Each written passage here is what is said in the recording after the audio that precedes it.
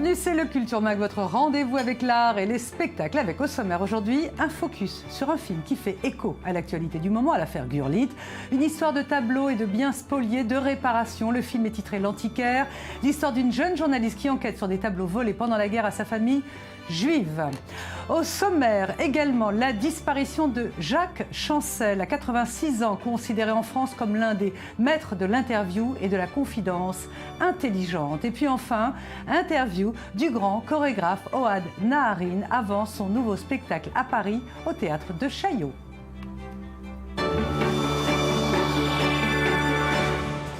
Voilà pour le sommaire. Merci de votre fidélité. Il a été pour nous, pour les journalistes, un modèle et une référence. Jacques Chancel vient de mourir à l'âge de 86 ans.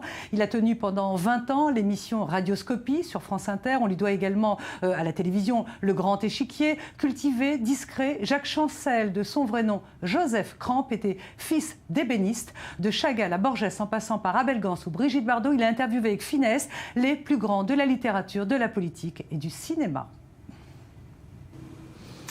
On reste au cinéma avec notre invité, le réalisateur François Margolin. Bonjour François Margolin, bonjour. Merci beaucoup d'être avec nous. Nous sommes très contents de faire découvrir au public votre film L'Antiquaire qui va sortir fin mars. On va donner donc la primeur de ce film. L'Antiquaire, c'est un exercice très intéressant. Il mélange à la fois les codes du polar, parce qu'il s'agit d'une enquête, et puis en même temps il deal avec on va dire la mémoire et puis surtout un sujet d'actualité, les tableaux spoliés des familles juives pendant la guerre.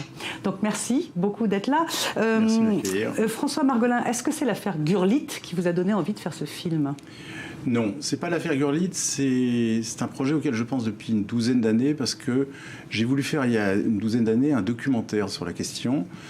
À l'époque, avec quelqu'un qui s'appelle Hector Feliciano, qui est l'auteur d'un livre qui s'appelle... le premier à... Absolument, Le Musée disparu, qui est un journaliste américain qui vivait à Paris.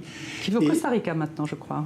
Oui, dans une île lointaine. Enfin, en tout cas, qui est conseiller pour des différents collectionneurs, mais qui a levé le lièvre, si on peut dire, de ces tableaux qui avaient été enfouis par les administrations françaises diverses et variées. Et du coup, au milieu des années 90, on a voulu faire un film ensemble, enfin la fin des années 90, sur le sujet. On s'est heurté à beaucoup de problèmes, à la fois dans les télévisions françaises qui ne voulaient pas trop financer la chose, parce qu'à l'époque, c'était pas très très bien vu. Et par ailleurs, certains collectionneurs ne voulaient pas montrer à l'époque leur tête ou parler librement devant la caméra parce que ils avaient justement peur de ne jamais récupérer les œuvres de leur famille. Bien sûr. Parce qu'on voit les images, là, pendant que vous parlez, les images de l'affaire Gurlitt, on s'est dit, tiens, c'est peut-être ça qui a déclenché... Non, parce que... Mais... C'est parce que le temps de fabrication d'un film fait que j'ai commencé à tourner au début de l'affaire Gurlitt. Donc vous voyez, ça ne pouvait pas être dans le scénario.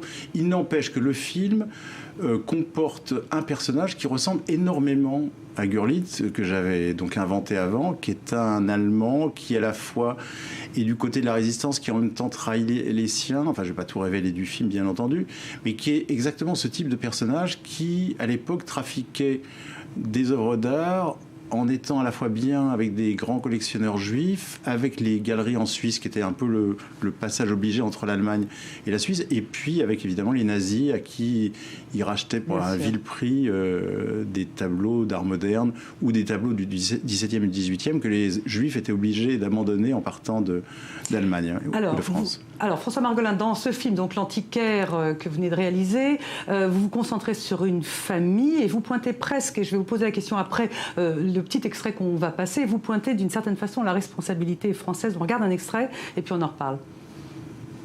Donc si l'État me vole, c'est à moi de démontrer qu'il m'a volé. Oui. Vous savez que d'habitude, c'est le voleur qui doit s'expliquer. Qu'est-ce que tu cherches? Rien. Voilà, extrait de L'Antiquaire. Donc vous pointez la responsabilité française. Il y a une dimension paranoïaque. On a l'impression que votre héroïne est victime d'un complot. On l'empêche d'enquêter. La France l'empêcherait. Oui, c'est pas totalement faux. J'ai écrit dans le film ça, et finalement c'est quelque chose qui est en train de m'arriver d'une certaine façon, avec au départ avec certains financements que je n'ai pas eu pour le film, même si j'en ai eu certains. Et puis surtout, l'administration française est vraiment une administration qui a mis des bâtons dans les roues à tous toutes les familles juives pour récupérer leurs œuvres.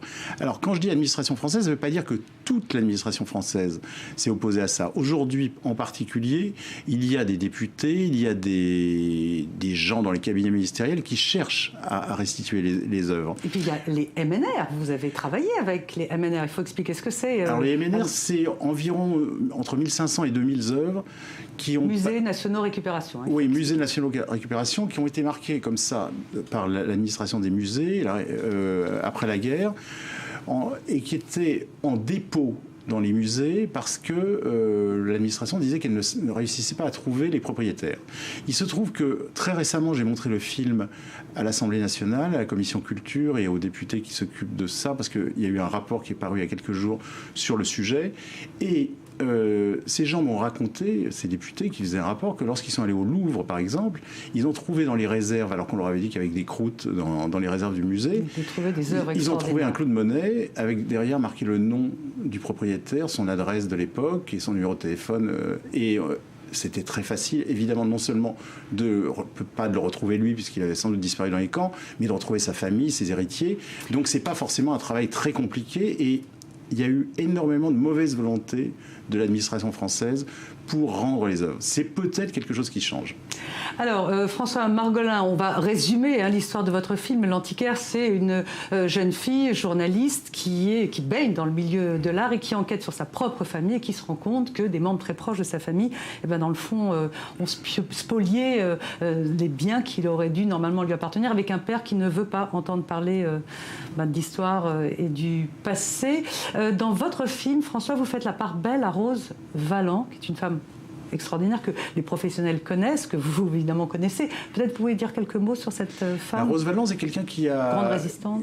Oui, grande résistance, qui s'est occupée du musée du jeu de paume, où se trouvaient entreposées toutes les œuvres qui étaient volées à des collectionneurs juifs ou autres, et dans lequel venait régulièrement Göring puiser ce qu'il voulait prendre pour sa collection personnelle, sans payer évidemment quoi que ce soit. Et Rose Valland a joué à un moment une sorte de rôle d'intermédiaire, d'agent double, on aurait pu dire, mais en fait, profondément, elle était du côté de la résistance, et elle notait toutes les œuvres et à qui elles avaient été volées. Et du coup, après la Libération, on a pu, grâce à son travail de recensement, récupérer pas mal d'œuvres.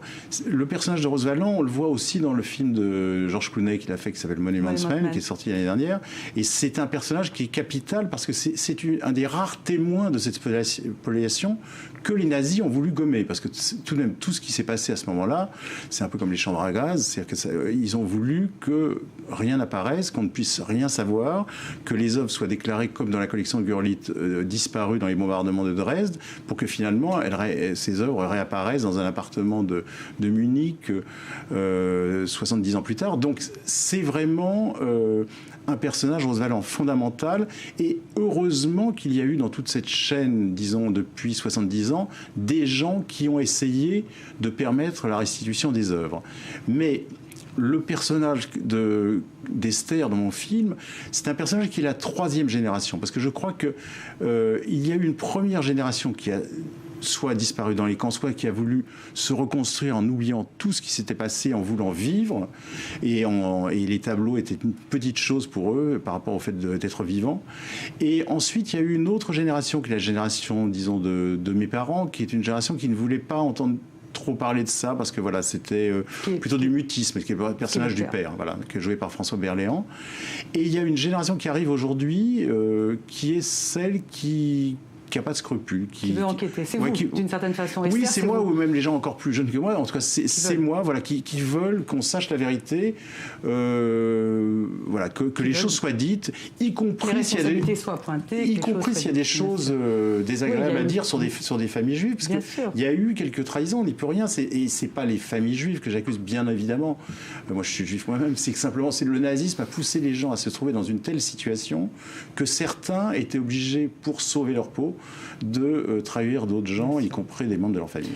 Alors François Margolin, on va terminer cet entretien. Vous êtes venu en Israël présenter en avant-première donc, au Festival du film juif de Jérusalem, votre film L'Antiquaire. Je voudrais savoir comment réagit les Israéliens, comment réagit le public israélien. Est-ce qu'on vous a posé des questions sur l'antisémitisme en France? Et est-ce que vous pensez, vous, en tant que juif français, vous venez de dire que vous étiez juif, vous pensez que l'antisémitisme gagne du terrain sur la République en France? Et ce sera ma dernière question. Écoutez, je crois que le film a été extrêmement bien accueilli. Franchement, toutes les séances étaient sold out, comme on dit en anglais, à Jérusalem. Il y avait un intérêt considérable. Il y a eu des débats énormes après les projections, parce que je crois que c'est un sujet qui intéresse énormément les Israéliens, parce que ça touche à la fois à la période de la guerre et de l'Holocauste, à la fois à l'art, qui est tout de même quelque chose qui est très présent ici, et puis aussi parce que, effectivement, ça parle de la France d'aujourd'hui. Et je crois que le problème de la France d'aujourd'hui, c'est qu'elle n'a pas réglé la question de la collaboration, que le maréchal Pétain et le fait que des gens aient collaboré avec les nazis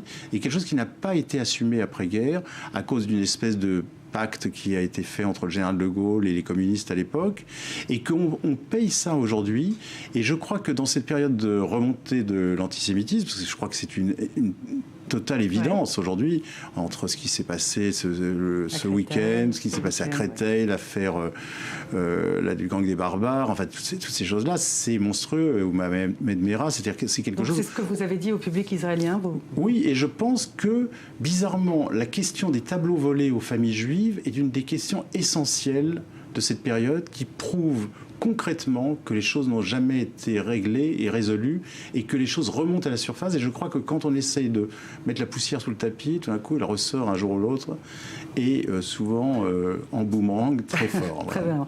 Merci François Margolin. L'Antiquaire, donc sur les écrans, notamment en France, fin mars. Restez si vous le voulez bien, on va regarder maintenant le highlight du jour. Merci.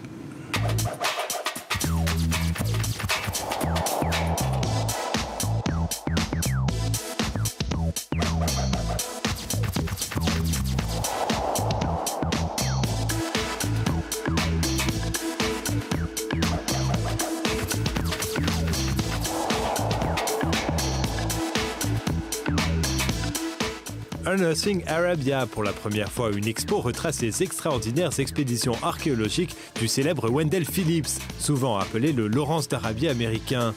Dans les années 50, son équipe découvre le site de Timna dans le Wadi Beyhan, où il déterre l'un des plus grands temples de la région, mais aussi des palais et un cimetière. Les découvertes d'inscriptions antiques ont permis à cette fabuleuse équipe d'archéologues de dater les évolutions de la région, aujourd'hui située au Yémen. Lui et son équipe se font capturer par une tribu locale. Il parvient à envoyer un câble de détresse au président Truman, puis s'il échappe aux mains de ses ravisseurs. Une plongée dans l'Antiquité, un retour dans l'histoire. Suivez la piste de Wendell Phillips au Smithsonian Institution de Washington.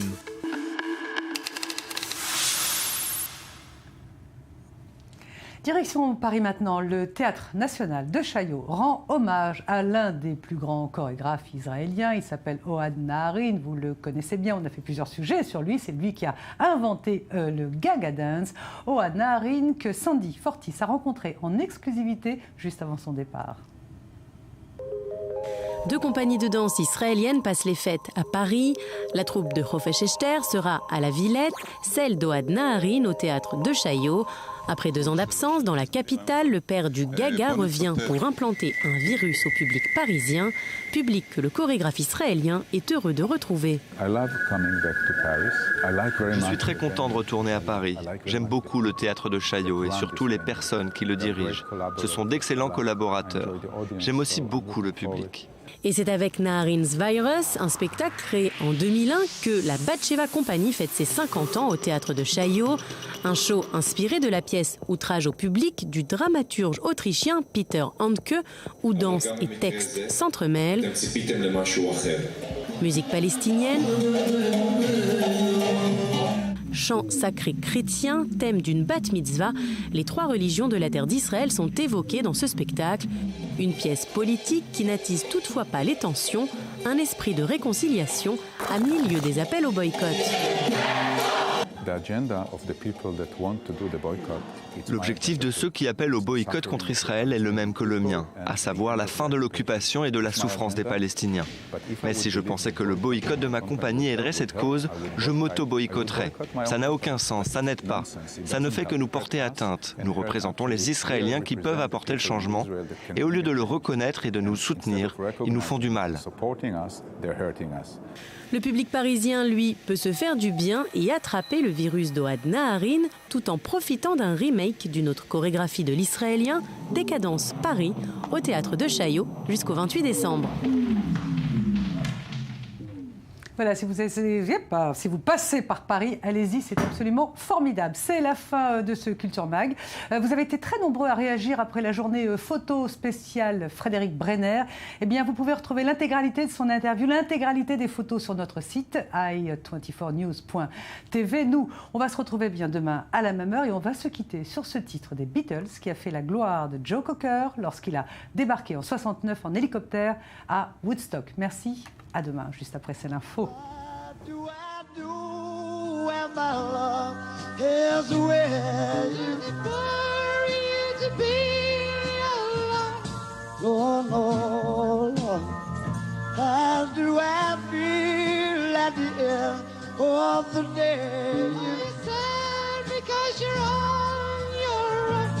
I tell them you say no more.